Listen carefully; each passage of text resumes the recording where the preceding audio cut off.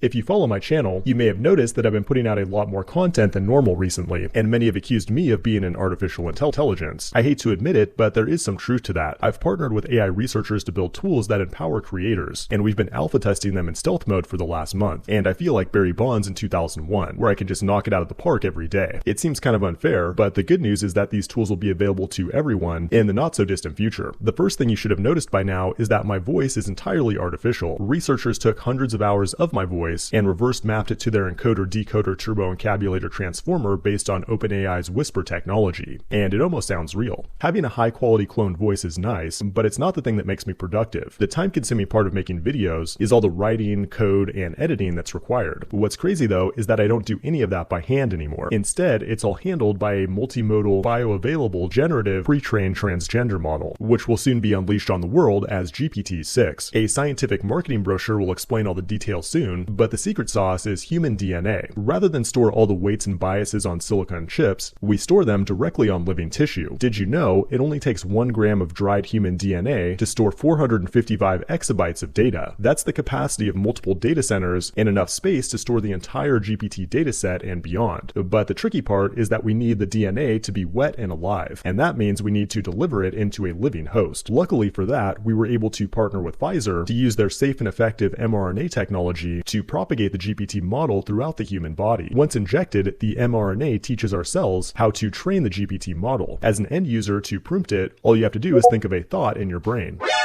That will trigger an immune response that then transmits the ChatGPT response back into your brain. Sounds pretty awesome, so when they offered me early access, my response was an emphatic hell yes, because you guys deserve the best YouTubers that science can create. They flew me out to Korea for the procedure, and here's how things went. Hello friends, Dr. Haywood Jablomi here.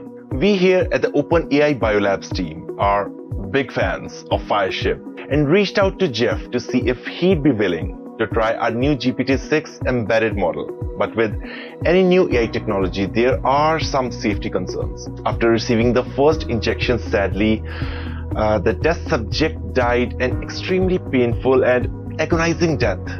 We fucked up pretty bad, but that didn't leave us discouraged. Our team was able to extract his encephalon and put in a Ziploc bag.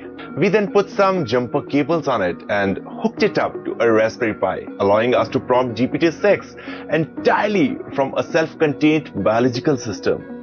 And well, the results speak for themselves. We're calling this groundbreaking new model Jeff. My name is Jeff. Juxtaposed encephalon for filmmaking, and will be available soon in a Microsoft product near you. Well, technically inside of you. And that means you'll be seeing a lot more content from your favorite creators. So make sure to smash that subscribe button. In fact, this is your last warning. If you watch my videos and are not subscribed, just hit the button and that'll be the end of it. But if you don't, I will look for you. I will find you. And I will. For the love of God, just subscribe to goddamn Fireship while you still have time. Thanks for watching, and I will see you in the next one.